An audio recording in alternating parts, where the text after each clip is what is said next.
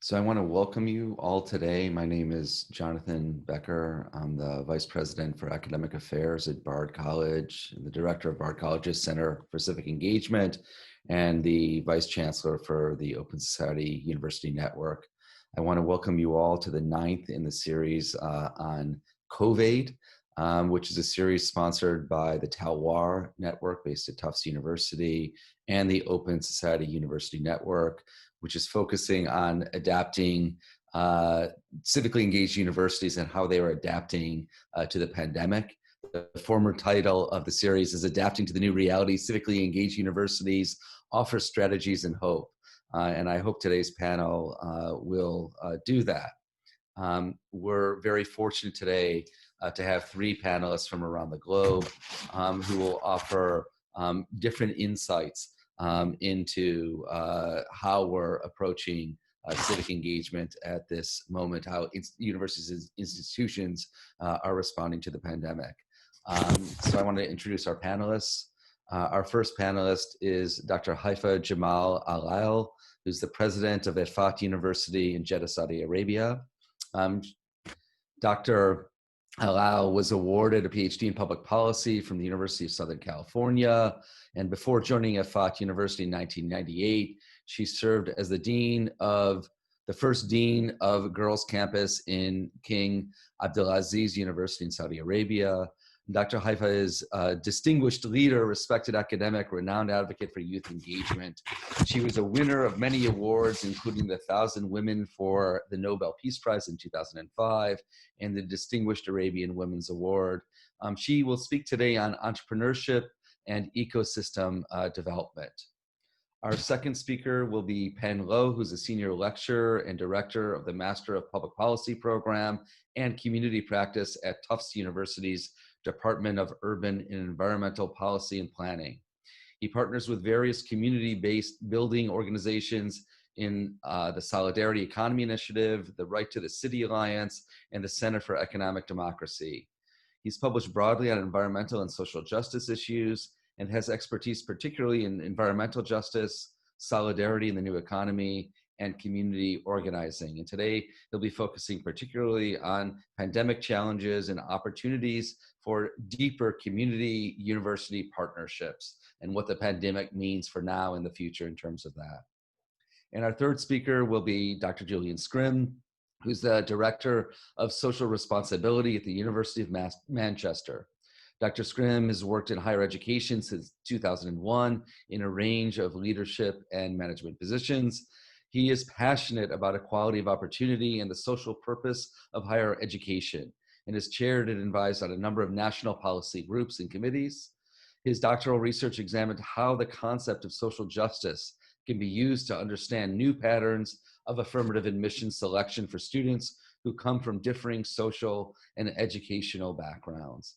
And his talk today will focus particularly on a program which provides opportunities for school students to receive tutoring and what that means during the pandemic, how you're responding in the pandemic to supporting students from disadvantaged backgrounds and help them through the pandemic.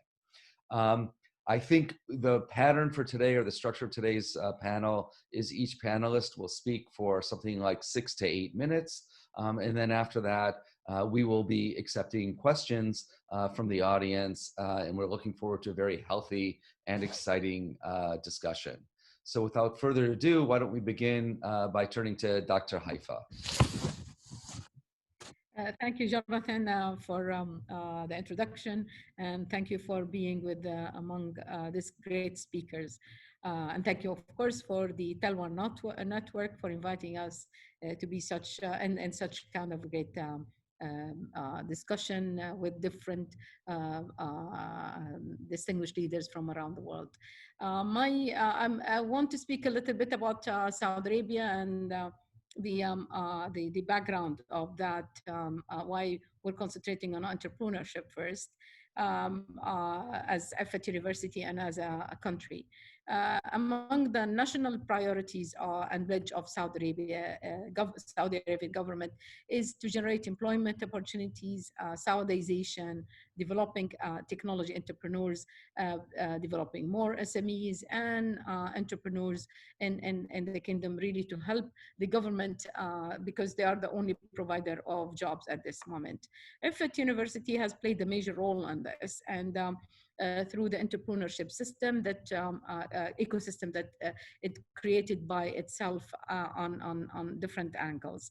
Of course, the pandemic has made us really stopped for a while, and how well we are coping with that, how we coped with that, and how we're coping now, and how we are going to cope in the future is this is what I want to speak about it now.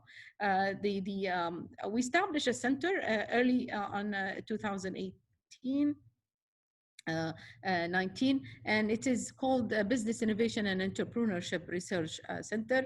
And this center is to assist, mentor, coach, and guide Jeddah-based women, especially female, to plan and execute their startup by in calculating the creativity and innovation in the process.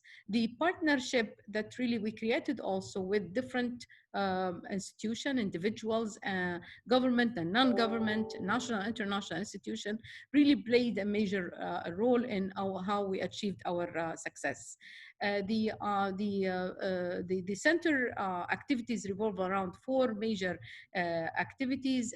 It's promote the ethical practice and entrepreneurship, hold creativity, innovation, and startup and boot camps activities, conducting research, coaching, and mentorship, and creating employment and training opportunity program. Each one of these four activities we created a partnership that really helped us really achieve our goals. So we created the ethical practices webinars and series, talk series with Pearl Initiative.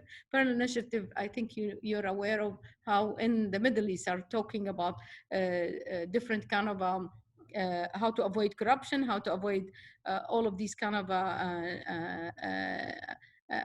non-ethical practice, and this is one of the things that we do all the time with them in Effat, not only for Effat student but or faculty, also for the community, and also in partnership with Jeddah Chambers of Commerce and Industry. So we created almost like over the last 5-6 years, we created a lot of interest on that, and the people that really came to these kind of seminar and webinar and actual kind of event inside Effat were almost 300 to 400 people. Of course, with the pandemic, we continued some of this webinar, but not as much as before.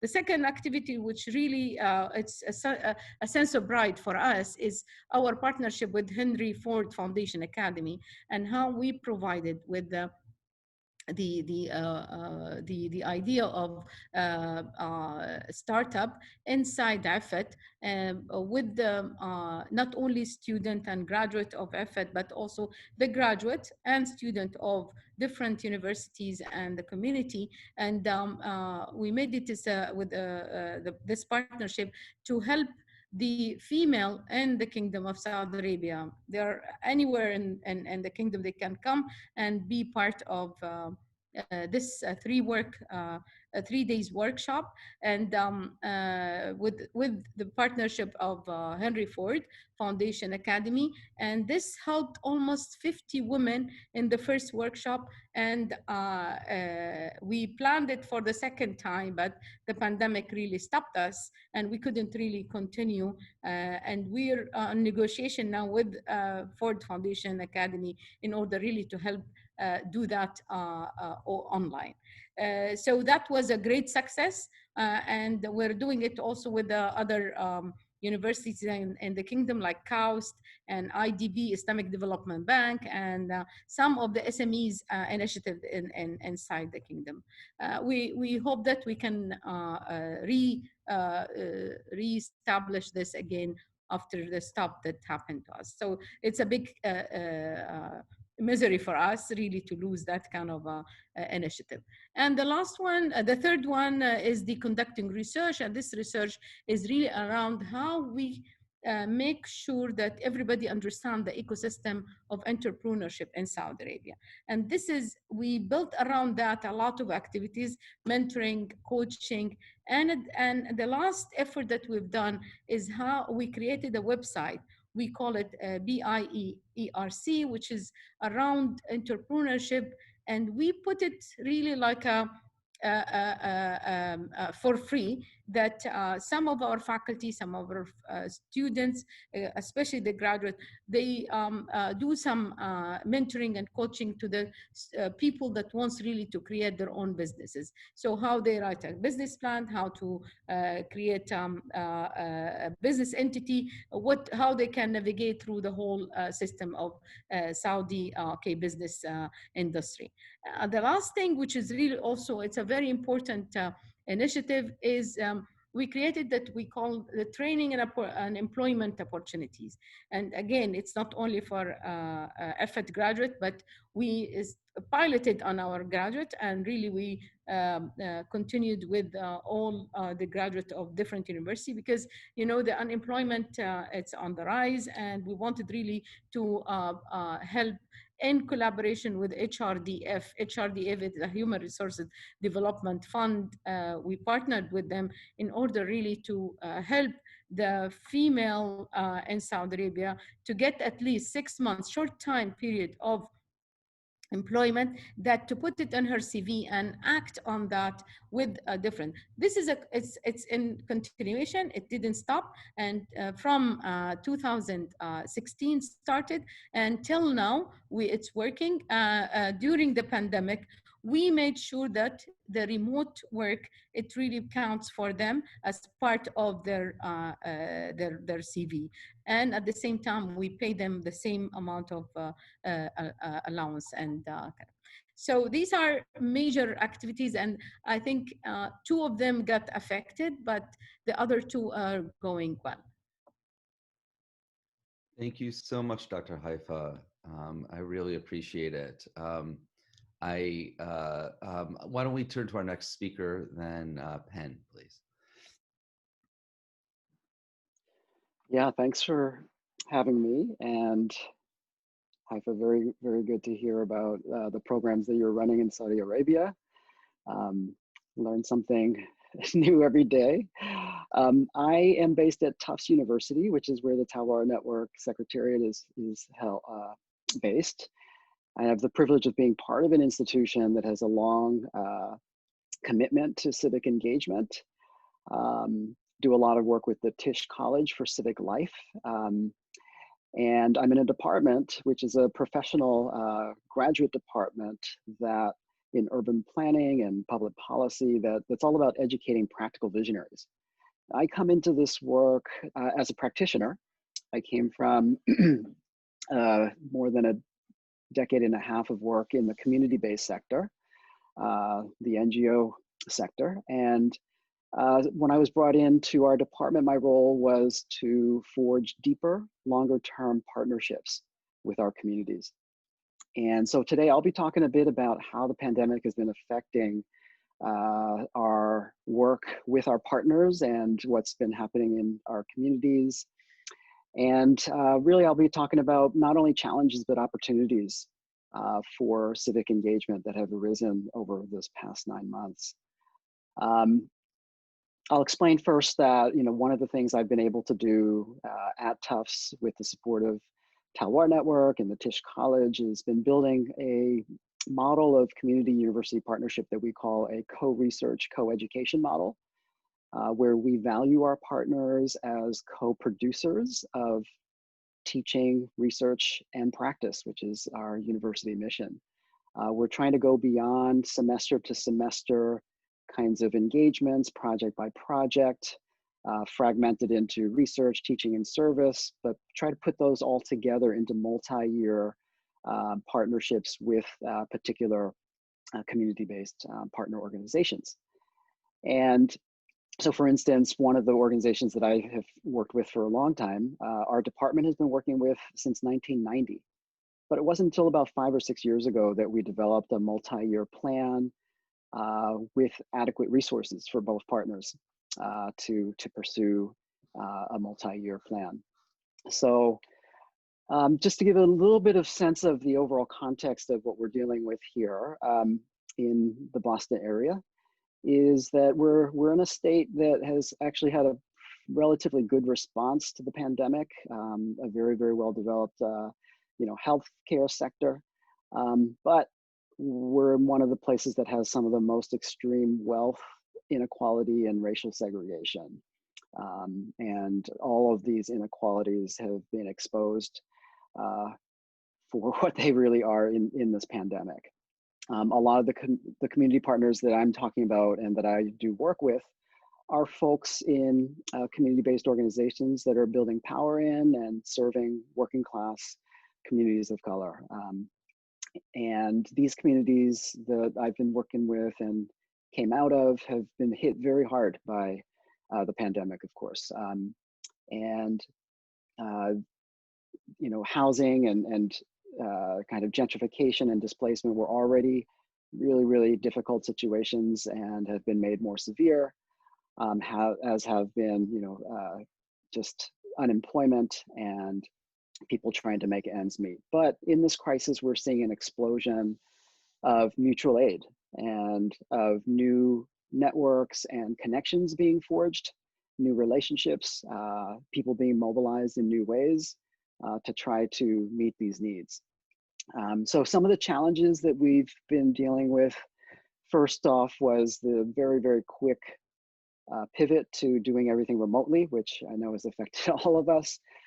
But particularly for our community-based partners, a shift from what their primary mode of doing work was to shifting to primarily providing services for their communities. And so overnight, some of our partners who definitely have very close relationships and work with people, but don't, for instance, provide food aid, had to figure out how to convert themselves into being food banks.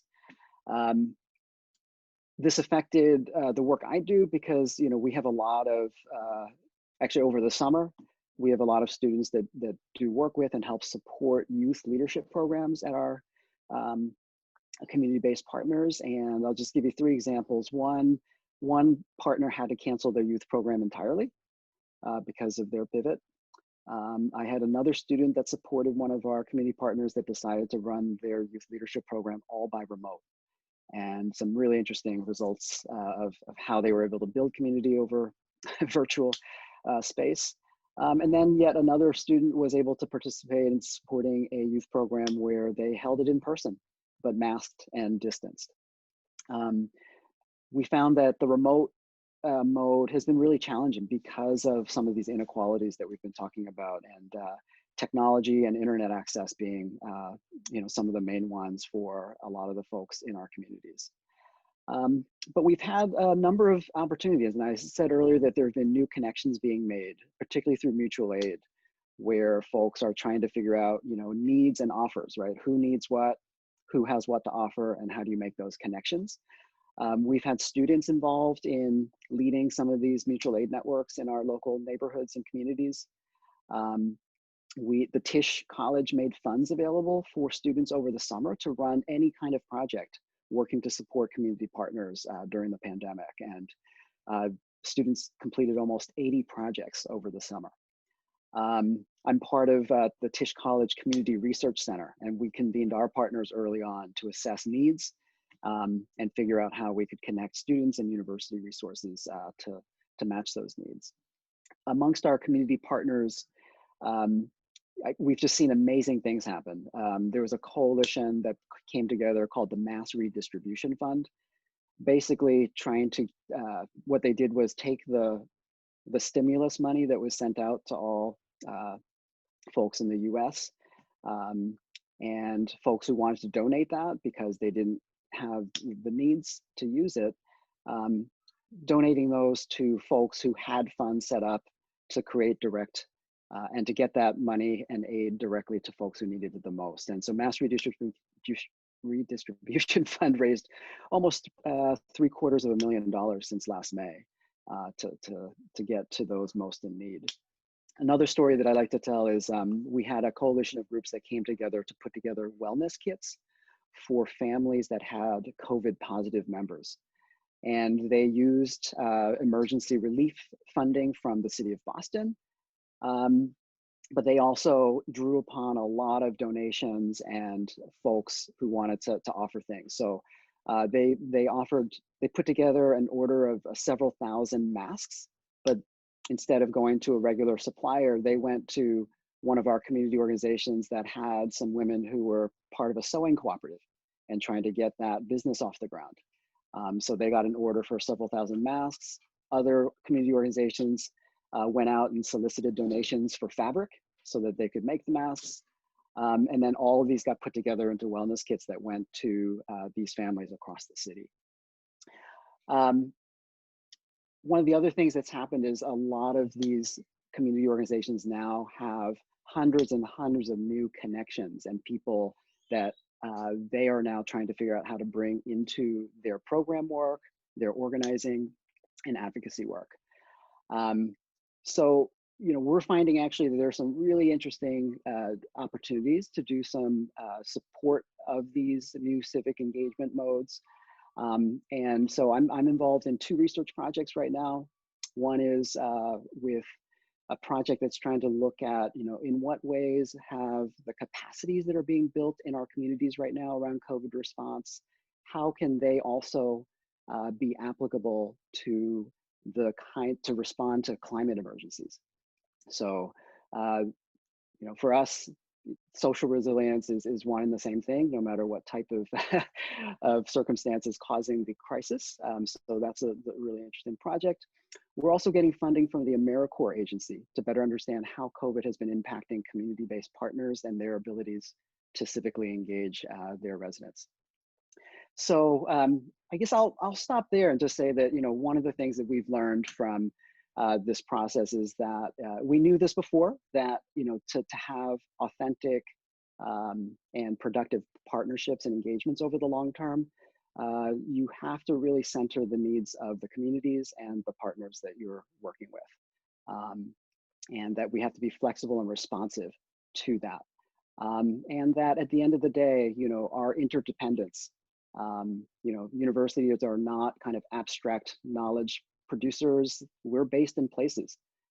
We share the same fate as our communities. And so being able to make these kinds of pivots, they're challenging, but there's also some really great opportunities in that. Thank you so much, Penn. That's really fascinating. Now we'll go to our third panelist, Julian. And I do want to say, please feel free, as Julian's speaking, to post questions in the Q&A, which will be available to individually or collectively to our panelists. So thank you.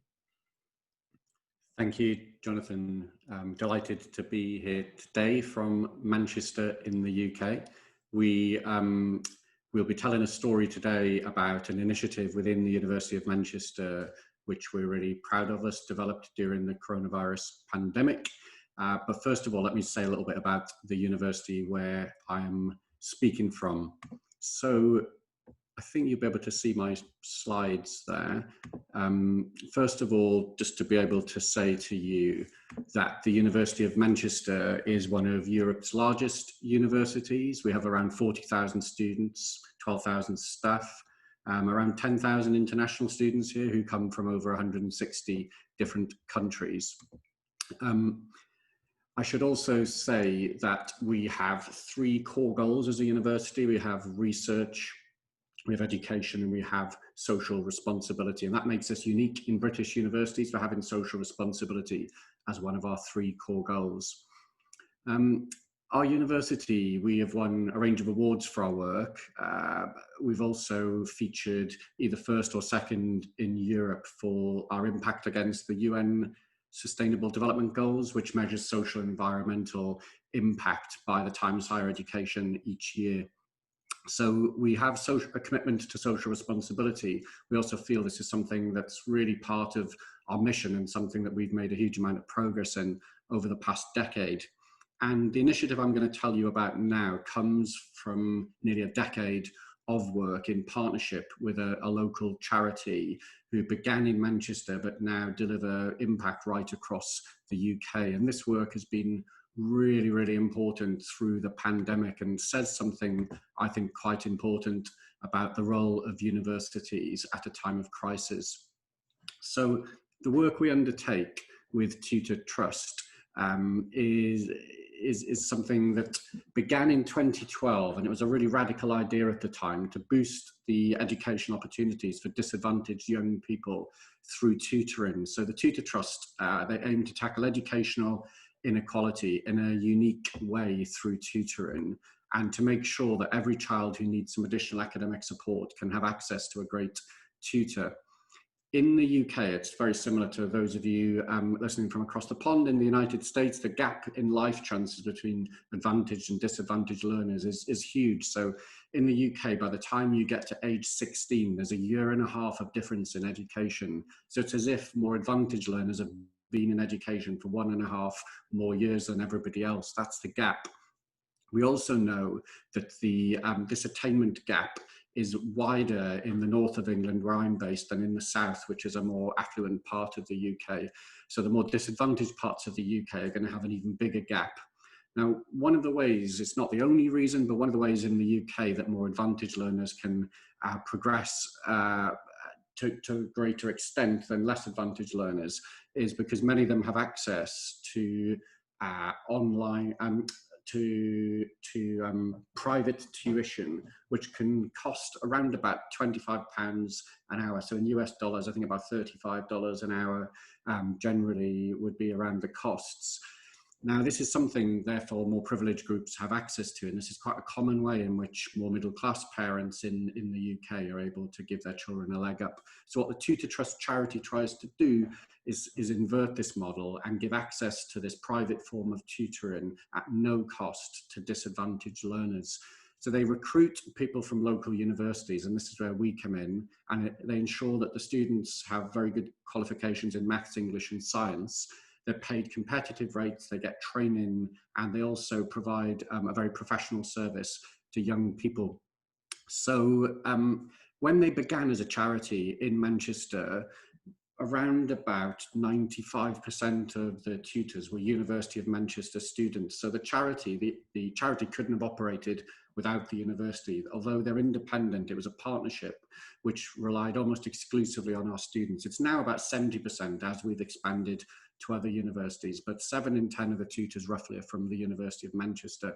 So we've helped the charity recruit around 1,800 tutors over the past decade, around 1,200 of which have been from the university. We've provided around 100,000 hours of tutoring support, supported around 15,000 pupils, and partnered with around 300 schools. And we've actually expanded the charity from Manchester to Leeds and to Liverpool in more recent years.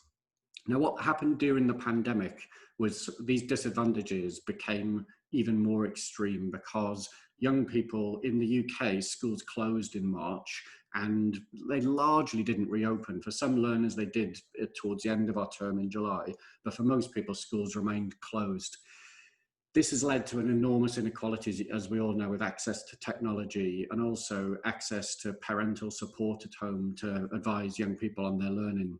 So what we've seen, the early evidence is that the pandemic has increased what was already a wide range of inequalities. So we were really pleased that our partnership with this charity was able to pivot, as Penn has spoken about. Many charities had to do this very quickly to online forms of learning. When we had to be socially distant, what would happen to those young people? Well, we were really pleased that our students, through the work with Tutor Trust, were able to support a large number of school pupils and also provide access to technology for them to ensure that the gap that they were facing wasn't going to be widened too much. Now, this is a national crisis we've got in the UK. We estimate during the lockdown where young people missed about 4 or 5 months of education. It's the equivalent of missing 3 months from school of full-time learning. But the nature of how much education you will have missed will depend on your social background. because the quality of your learning at home will be lower for less advantaged students. So we know that this is a national issue. We're really pleased that Tutor Trust, our partnership with them, allows our own students now to take part in a £350 million national tutoring programme, which the government have launched to have a big catch-up scheme in the UK. So this is a way in which I think university students from our university have been able to address a core part of society, our education system. And I wanted to just make some reflections on this, because this is one example among many. So I just want to talk through a couple of reflections really on what this says about the nature of university work. All of us in universities have faced a dilemma where students have been, on one hand, expecting to follow COVID rules. And if they do that, if they follow all of the COVID rules, then it leads to some problems around mental health and isolation. Then on the other hand, students not following the rules, that lead into the spread of the disease in local communities. And it's been a real problem, I think, for students around the world, and certainly in the UK, to know what they should be doing, how they should be behaving, and how they can get the most out of their learning and their and also the aspects of their lives outside of universities. And I think students to be able to find meaningful ways in which they can volunteer time is one way in which universities can play a vital role during this global crisis. In the University of Manchester, we think there's three things that come into place we're seeing at the moment. We've got what the priorities of universities are around their research and teaching. We've got what the strategic needs are of an area. That might be reducing the cases of coronavirus transmission. It might be catching up on educational change. It might be on managing public transport systems during a pandemic. So there's strategic needs of an area, there's priorities of a university, but there's also what does the public really want from their universities, particularly from their local universities, and where can we play a role in this? And I think this is something where, I'll just stop sharing my screen just to reflect, to finish really. I think this is where universities have an enormously important role to play in what the public wants. And what we've witnessed at Manchester is that the role of universities during this crisis has been most appreciated and most recognised when it responds to real public service needs. And those public service needs, I think the heart of our public service needs around the world are around our education and our health systems. So I've given you an example of something around education from 2020, and that will continue to be an important initiative. But in 2021, I bet you if we were here in 1 year's time, and we will think, what's the biggest event that we'll all have in common around the world in 2021, the question we'll all be asking ourselves at this time next year is, did you have your vaccine? Where did you get your vaccine from? Which type of vaccine did you get? That's going to be the biggest single event in the world that will bring us all together and give us hope. Now, I think what we've learned through this period of crisis is that the role of university students in reaching out to communities has to speak to those public needs. And I think what we're starting to see now in the UK are programs which are being developed by the third sector, by an organisation called St John's Ambulance in the UK, which will be trying to mobilise 30,000 volunteers to deliver the vaccine. And I think if there's one thing our universities and our students can do in 2021, it's to support each of our national efforts around the world to roll out this vaccine. And that's really hitting that part between what the public want, what the priorities of universities are, what the strategic needs of our different nations and regions are as well. If we can get that right, I think the role of our students will be enormously recognised, and people will thank our universities for the role they will play, because this is, as I say, going to be the biggest, most exciting, hopefully, event of 2021 for all of us. And universities and their students have a big role to play in that. Thank you. Thank you so much, Julian, for that inspiring message about the power of students. I wanted to make a few comments, if I can, before we segue into questions. So the comments I'm making are both from my perches at Bard College and at the Open Society University Network. And what I wanted to say is it's really interesting to hear the different stories of my colleagues here. We try to view civic engagement through three lenses: locally, as Penn and Dr. Haifa spoke of in many ways, nationally, as Haifa and Julian spoke of, and globally. So we always speak of locally, nationally, globally. And the special emphasis that Bard College has tried to place is on education, particularly rigorous liberal arts and sciences education as a means of social transformation. And to speak to this in 3 different areas, locally, we have done something not nearly as ambitious as Julian's project, which is we are in a town of 10,000 near other towns of 20 to 25,000. And we've continued in online methods with projects, community-based projects we've been doing in the past. So working with local schools to provide tutoring for individual students, working on ESL programs, English as a Second Language programs, primarily for undocumented students in local communities, and mentoring programs through Brothers at Bard, or now Brothers at, which works in the Black male achievement area, offering supervision in, or offering mentorship to local high schools, particularly for men of color, and which is particularly important now, speaking of what Penn spoke of, which is the twin epidemics in the United States, one related to COVID and one related to racial violence. Nationally, our early colleges, Bard runs an early college network, which is 4-year programs which combine high school and the first 2 years of college in public schools. So free of charge, and we're in 7 or 8 cities in the United States. What we've done is we have tried to adapt and extend that program. So we run schools which might have 200 or 400 or 500 students in them, high schools. And now we're trying to do this in an online format, offering college education free of charge to students from underserved backgrounds, focusing on liberal arts, both focusing on core ideas in the humanities, as well as courses, specialty courses in history or politics or what have you. And we've been able to adapt a model now to districts in Baltimore, New York, New Jersey, and Washington, D.C., which are extending these physical schools to online programs that are giving people a head start, and hopefully, if the data holds as in other places, help students both from underserved communities attend college and also succeed in college, or in university, as I should be saying, since we have a global audience.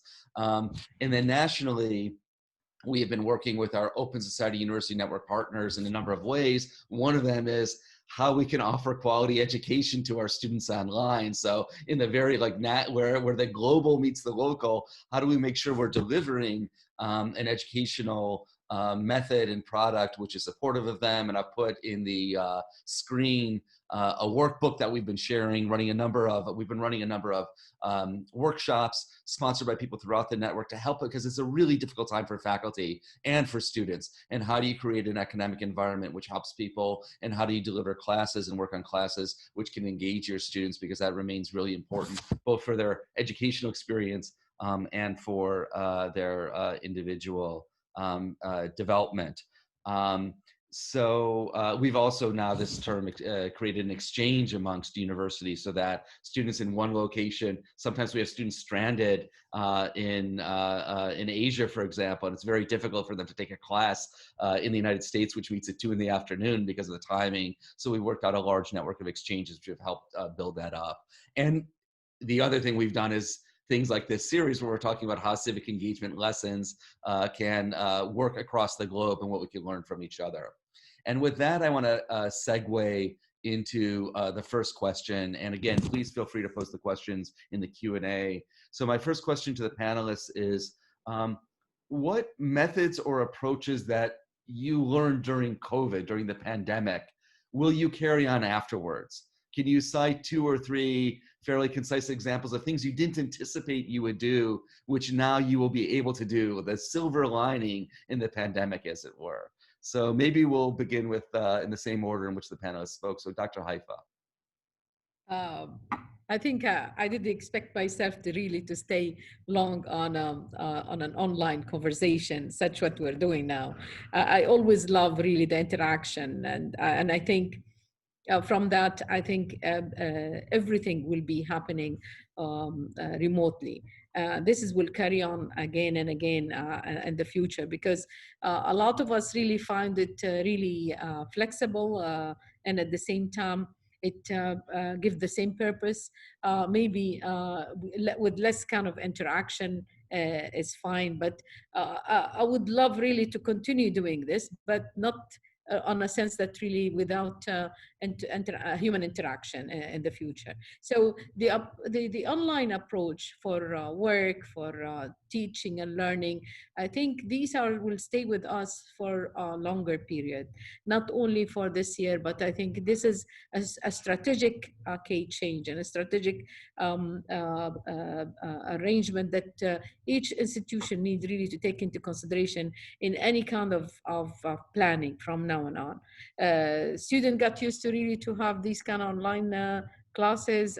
Faculty also love that, and they see that they can really do more on collaborative effort. And so I think online and remote work is going to stay with us, and it is for longer than what we expect. Penn?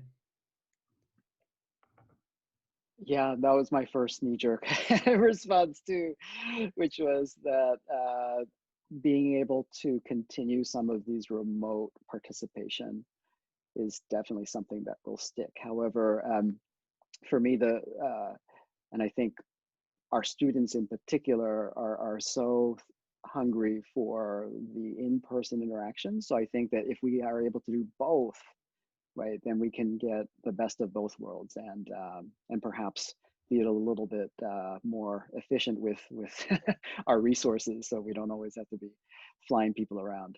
I was going to say the other thing that I think we've been learning on our side is something I've mentioned before, which is just that these hyper-local connections that people are making, whether it's, you know, people on their block organizing to check in on each other, or building local economies through, you know, what I mentioned before, trying to source different needs with different producers. You know, I think for us, you know, this was actually the center of my work before COVID, and coming into and afterwards, the question I think is, how do we grow and sustain these types of new connections so that they aren't just something that happened in an emergency response in an ephemeral way, but, you know, can we build these institutionally? Can we can universities help contribute to sustaining some of these things over the longer term? Can public policy be used to grow these ways of meeting our needs in the longer term? So I'm hopeful for that. Great. Julian? Thanks, Jonathan. It's a really good question. I'll try something different to what the other panelists have said then, because I'd agree with both of those. I think another thing we've learned is how to think about the value of our work as well during the pandemic. And in universities, we have thousands of flowers blooming in terms of our impact. But I think what the pandemic has done is really sharpened our thinking on what areas of society are most valued. We've talked a lot about the foundational economy, about key workers. And often in university, we talk lots about innovation and medical breakthroughs. And I think we've learned, obviously, about science literacy, how people now have an understanding of vaccines and trials and what is truth and evidence. And you've seen it with the debate with Trump and Fauci. We've had our equivalent in the UK. And I think that's been really interesting in terms of public understanding and engagement with science. But also it's, and there's some of the kind of quite highbrow things that universities do through their research, but there's also something much more fundamental and more basic really about our value to society through, as I mentioned earlier, our education and our health systems and the concept of public service. I think in the UK, certainly our National Health Service is somewhat like a religion. It's something that enjoys the support of all political parties, and it's something we really believe in.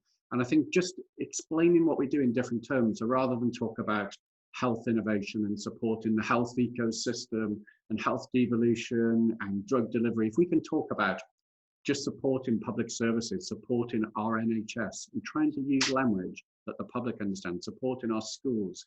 Most people know somebody that's been ill, if not something worse during this pandemic. Most people know or have experienced what it's like to try and educate your children outside of the classroom. So trying to speak to those really basic common threads that even united us around the world. I think that's been something we've really learned, not to overcomplicate some of the work we do. And when you have to prioritize limited resources to focus on some of those things that are most valued by people in communities, whether they've got any experience of engaging with your university before or not. Just focusing on those fundamentals, I think we've really learned in Manchester. Thank you so much. A few different questions have emerged about how you deal with students at this moment, which is both how do you support students who are themselves experiencing various traumas associated with the pandemic and challenges associated with that, and the role of civic engagement within that as a salutary or further challenge or what have you. And one of them was directed specifically towards Julian because of the nature of the project. So we'll reverse the order this time. And why don't we go Julian, Penn, and Dr. Haifa. So Julian, could you speak to that, please?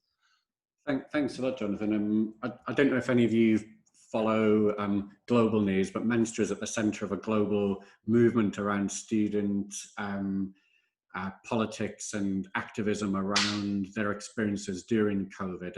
And some of this has been around the limited range of experiences open to students during the pandemic. And I think for anybody of this generation who's just gone to university, gosh, you know, it was the most exciting and the best time of my life going away to university, meeting new people, that freedom, all the excitement, not just in your academic studies, but in other parts of your life as well. And I think it's been really tough for our students around the world. And we've noticed that extremely critically in Manchester.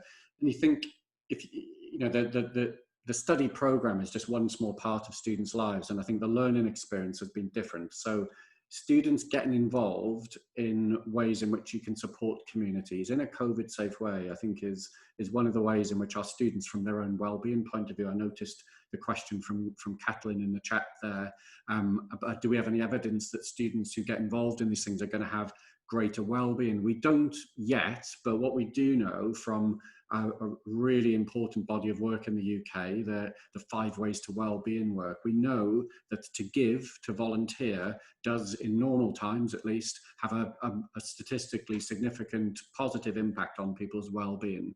So I think, yes, you know, it's been a really challenging time, but I suspect that our students who've been able to get involved in various activities, whether that's medical related, social, economic, around food, around education, around mutual aid groups in their local areas, all of these examples, I think the evidence, because there are people who are doing research on this, you'll find randomized control trials that will test this, I'm sure, and I'm absolutely positive that these things will have a positive impact, whilst at the same time presenting some challenges to students if you're on the front line. I mean, many of our medical students and our nurses were released from their degree programs early to go and support the national efforts around the pandemic. Now, some of those people, some of those students would have seen things in their careers that you would never normally see in your whole career, and that's your first experience. That could be traumatic for some people. So I'm not saying overall it's a uniformly good experience and it will necessarily enhance the well-being of all students. I think there will be some really critical exceptions to that. But overall, I suspect that university students who have and will continue to be involved in communities during the pandemic will, I think they'll be less likely to drop out, they'll feel more connected, and I think they'll have better well-being. Penn? Yeah, I don't know if I can say it better than Julian. It's, you know, the department I'm in attracts students who are looking to figure out how they can apply their lives, right, to service and building the public good. So in a period like a pandemic, it's, you know, they are thirsting not only for connection with each other, but they are finding ways to be involved and be involved in the response wherever they may be. And so that is both in our local areas as well as folks who, you know, ended up in other places that couldn't come to campus particularly this fall. So, you know, I think for us, the challenge is really sustaining and creating the type of community that we'd like to support our students in all of these endeavors. And I think as what Julian said, you know, being on the front lines is not easy, and there's a huge burnout rate, and people are subject to immense, you know, social emotional trauma. So there needs to be support for that, and I think that we're finding ourselves challenged as a department where in ordinary times we could bring people together, and that in person, that's where the in person makes such a big difference. we are struggling to find ways to do that remotely. And I think the only thing we've really learned is that in the remote method, the more open space with smaller groups, that you can create, the more real connection people can make. So small groups being maybe 3 or 4 people, right? Having a chance to chat for half an hour and not applying any agenda to it or, any type of program, but just keeping that open. So that's about as much as I can offer at the moment on that. Right.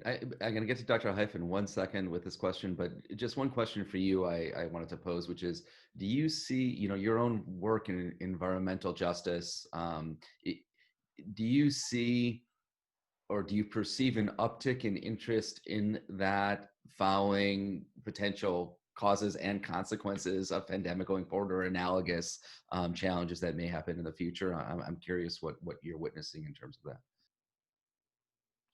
I'd say in the communities themselves, we're not necessarily seeing a big change.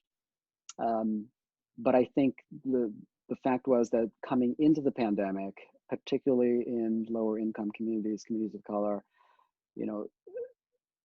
I think, time and again, research and actually our own experience has shown that people do care, and they believe that climate change will severely harm and have already been harming their own well-being and that of their communities. So, so I think that a lot of the immediate work that's been done just to sustain people with food, housing, and everything else during this time period, it hasn't necessarily thrown more of a relief or a sharper focus on the environmental causes, but I think that those environmental causes were already built into kind of a way that people were understanding what they were facing in the world. So, so I think that the types of connections and the new capacities that are being built in communities to respond, to be able to identify, and communicate,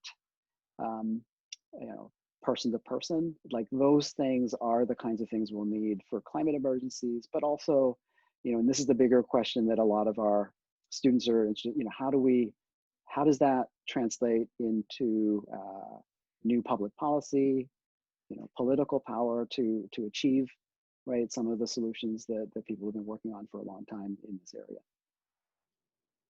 And Dr. Haifa, about student support and challenges of students during the pandemic. I think I can add to Penn and Julian the idea that students continue really to do a lot in how they can communicate. And even during the pandemic, I think one of the activities that our students done is chat through this kind of Snapchat and Instagram, and just to support each other.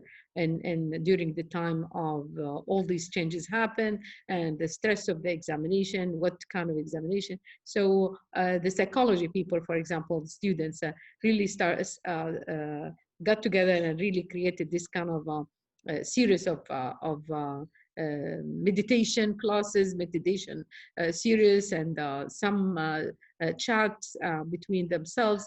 And that really is so that very great support to each other, and not only for themselves, but also for the community. Some of the school children really got into some of our these kind of series of talks and chat, and helped them a lot really with the to go through the pandemic.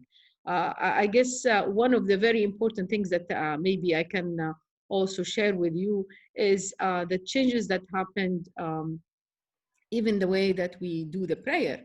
So I think with these kind of social distancing is one of the requirements, and when you do the prayer in congregation, it's really to be together and very close to each other. With the pandemic, they supported the student, the faculty, all the community, even outside, not inside the university, but they helped each other really to take these kind of measures in order really to avoid the transmission of the disease. So I think, and even they served a lot into their communities in doing and making the people that going to the mosque with supporting them with the prayer mat, with the other things that's needed in order really to go to the mosque with the precautious measures. So these are still really the support for the community and support for each other. Great. I want to, we're running out of time, so I want to sort of combine a few different questions into one, which is, you know, we were talking at the start of this amongst ourselves about how vaccines are beginning to get rolled out in the UK. It's happening, I think, maybe in the US and in Saudi as well. That's beginning to happen. So we're thinking of the post-pandemic world. So you know, I think Julian put it, how could, you know, how do universities help build back better post-pandemic? And I would say this is, how do we build back better in terms of our students or our community partners or our relationship among other universities on these different levels? If you want to take a small bite of that apple, that would be great. And maybe we'll start with Julian and then go to Penn and Dr. Haifa.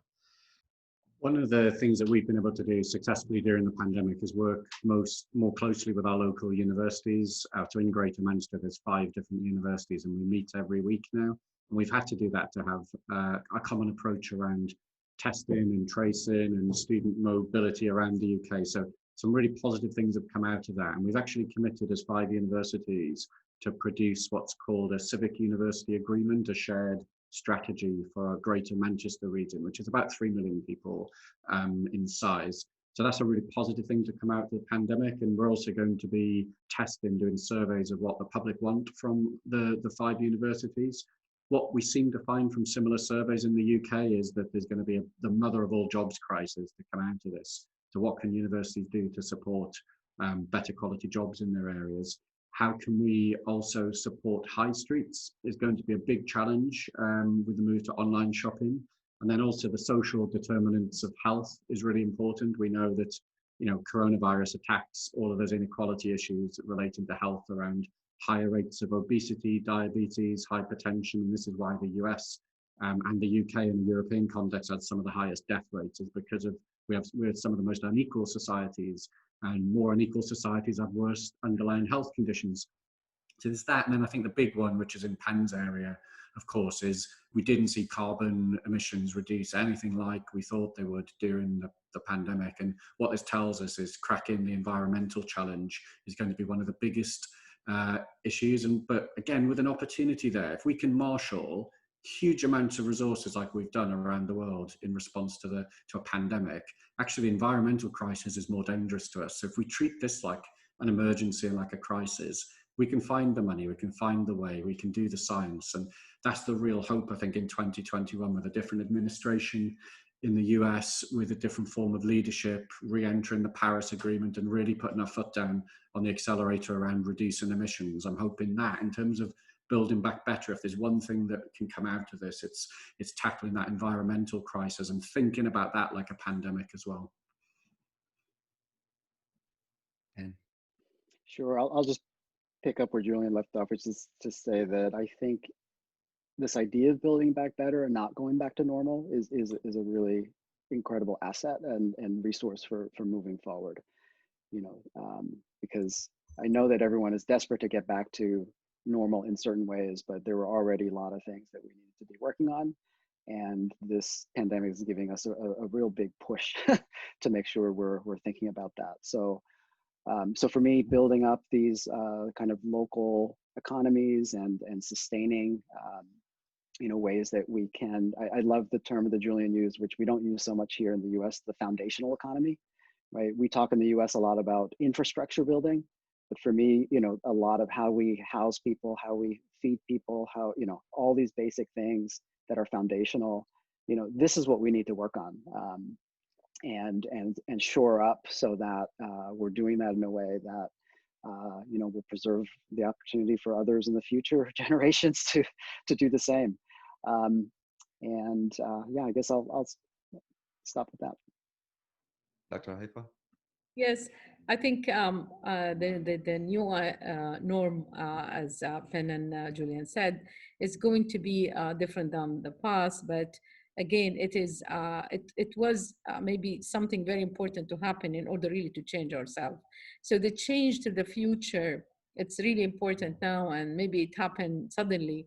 But I think with this kind of change, it will meet the requirement of the new generation, which we were hesitating, resisting, of not really going along with that. So the new generation needs a lot of attention from us, and to speak their language. And for a long time, we hesitated and we resisted for this kind of change. And I think the post-pandemic will help us really meet maybe that kind of demand from them. I wanted to just say that, and this is in response to some other questions as well, to echo what my colleagues have said, but also to say, that this is the time, in my view, for universities to both double down or triple down on their efforts, or develop their efforts to highlight the role of a university at the intersection of education and civil society, and that to really take on that mantle,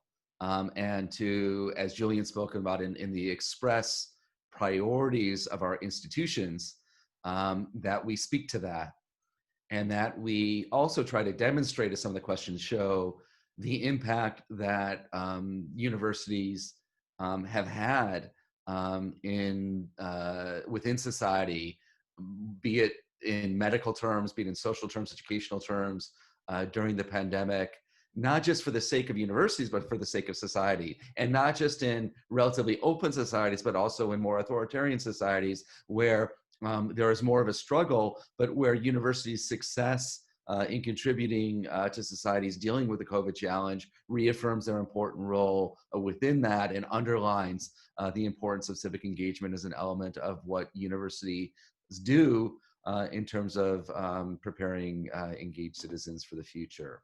I'm afraid we're out of time. We've gone over time already, and there's more questions, so I apologize. I'm sure all of the panelists would be happy to engage with others over the time. I do want to thank Dr. Haifa, Penn Low, and Julian Skyrme for their wonderful contributions to this panel.